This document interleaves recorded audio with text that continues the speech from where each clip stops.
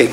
When I assumed the office of Mayor of Greenwood, I was told by Mike Hamby, our city attorney, that the only two things that are an absolute must is one, overseeing the council meetings, and two, delivering the State of the City address.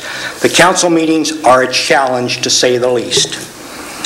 I am sure I will eventually learn how to handle them. However, the State of the City address is another story. I had no idea where to begin, but eventually decided to look for a pattern to use as a guide. I considered two great speeches in history. One, Martin Luther King's address, "I Had a Dream." I quickly gave up that idea because I knew there would be somebody out there that would say, "What's with Dale? Is he on drugs? Is he stoned? What is it? He is saying he has visions. He's saying he has dreams." So, very quickly, I gave up the idea of using that as my example. I knew I did not want that to happen. Then I considered JFK's speech. Ask not what you can do for, or ask not what Greenwood can do for you, but what you can do for Greenwood. I thought that was great, man. I can lead into that, you know, and really give it the old John F. Kennedy try and all this. But once again, I knew that somebody out there would say, Dale plagiarized his entire speech that he gave before the city. So I gave up on that one, all right? So then I came to the third one. Once again, I knew, okay, bottom line, I was on the edge of panic. I didn't know what to do. I really didn't, because I've never gave a State of the City address. I went online. I read dozens of speeches of the State of the Union addresses. I read all of Mr. Edwards' speeches. I read the speeches that Mr. Campbell gave. All of these things, because I said, what am I supposed to do? All of them that I read,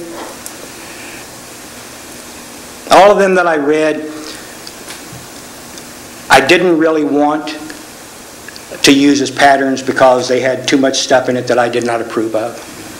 So, bottom line, I was on the edge of panic. I remarked to a good friend about my dilemma. His answer was, KISS. I immediately asked him, what does an old rock band that wears weird makeup have to do with my speech? After he finished laughing, he said, no, dummy. KISS stands for Keep It Simple, Stupid. So that's what I did. Suddenly I recalled an old professor of mine that told me that many times.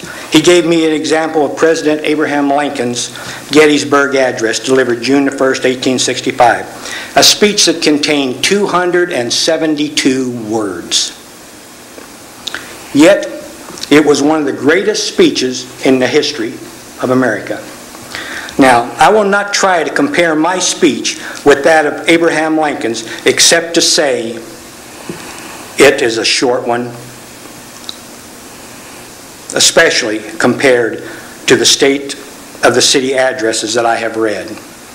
I've read some of them where they went on well over an hour, and I really don't care anything about putting you to sleep or boring you to death any more than what you will be whenever I get done. So, let us begin.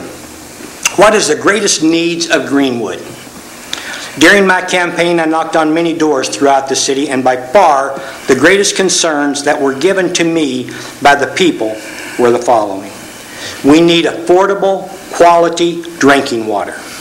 2, we must have a form of traffic relief.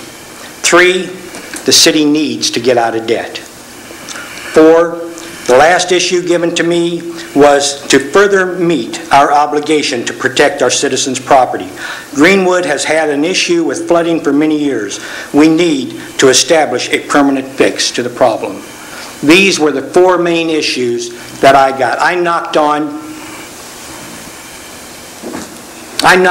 can truthfully stand up here and say nearly every door in Greenwood.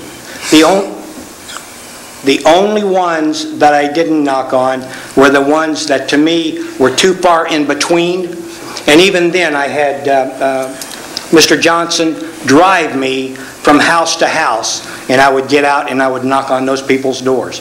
I passed out over 2,000 business cards, refrigerator magnets, that on it had my personal cell phone number for the people. If they had a problem, they could go straight to the mayor with it. I believe very strongly that you are a paid official. You should make your telephone numbers available to the people so that the people, if they have an issue in your district or as the mayor, they should be able to get in contact with you. Okay, now for my big question. How do we resolve these issues? It's one thing to say we have these problems, and it's another to develop a fix for them. Let me start with the water problem. Over the years and under many mayors, we have had many committees. I'd like to give credit to all the people that served on these committees over the years. I couldn't even begin to give you all of their names. There's been that many of them. Judy Selkirk had her committees, Gary Campbell had his committees, and Ken Edwards had his. I myself even served on one of these committees under Mr. Edwards. Today we even have a committee working to resolve the problem of the water issue. I want to preface this by saying at the present, Greenwood is getting the best water we have ever had. However, it is not cost efficient, nor is it good enough. I want to give full credit to all the people we have working in our water department that are doing the best job that is humanly possible. And they really are. Having said this, I want to tell you what our goal is. By August the 1st, 2011, we expect to be receiving all of our water from James Fork, with the exception what is required by law to produce, for us to produce, to keep our water plant operational. In order to do this, we need to start increasing the pipe size of our delivery system, and by doing some small modifications to the plant as well. At present, we are receiving approximately 500,000 gallons a day, with the remainder coming from the lake. The city's daily use is an average over a year's period is over 850,000 gallons a day. The water that we are getting from James Fork is rated within the top 3 water services in the state for purification and everything that it entails. Having said this, there is one problem that we need to address. Our engineers have recommended that we build a holding tank to take care of any issues that may arise should for any reason our system be disrupted. We will need a holding tank. One that will contain approximately 1.5 million gallons. There are 2 ways that we can satisfy this need. We can float a bond to build it, or we can reduce our spending and save to pay for it. I believe this is a choice that the citizens of Greenwood should be involved in and allowed to make. My recommendation to the people of Greenwood is to reduce our spending now. This way, we would not have to issue a bond or place Greenwood in any further debt. With America's economy the way it is at present, it's not going to hurt us to cut back. Greenwood at present has many people struggling to meet their monthly needs, as Mr. Kinslow said himself. I do not feel that we should add to the burden of the people continually going further into debt. Issue number 2. The second concern is traffic control. This administration has spoken with county and state officials about this problem. We were told there would be no money available for this project before 2017. At this time, the city will be experiencing absolute gridlock.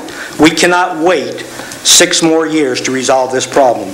We have been offered 2 solutions to this dilemma. First, they have offered us a 50-50 solution, which would consist of us doing the prep work for the anticipated road expansion. This means that the city would be doing much of the demolition and the prep work and the digging up and so on is what our share of it would be involved to be. The second solution is the age-old cliche, the squeaky wheel gets the oil. In other words, I would be spending a lot of time in Little Rock, complaining to the Highway Commission, our state senator, our state representative, and of course Governor Beebe. I feel we need to do a combination of the 2.